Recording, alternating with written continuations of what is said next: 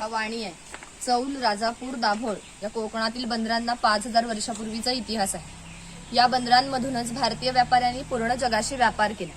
इथून निर्यात होणाऱ्या वस्तूंमध्ये हस्तकौशल्याच्या वस्तू, तलम कापड, हस्तिदंती वस्तू, शंख शिंपले, हिरे, माणिके, मोती इत्यादी वस्तूंची निर्यात वाणी करत असे. त्या बदल्यात संपूर्ण जगभरातून भारतामध्ये सोने येत असे. म्हणजेच भारताने जे सुवर्णयुग अनुभवले त्याची प्रवेशद्वारे ही कोकणची बंदरे होती. हे सुताराचे खरे काम आहे शेतकऱ्याला लागणारी लाकडी अवजारे बनवून देणे.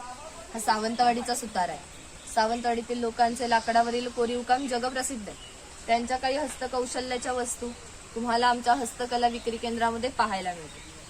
इथं दरवेशी दाखवला आहे अस्वलाचा खेळ करणारा आणि गारुडी दाखवला आहे सापाचा खेळ करणारा.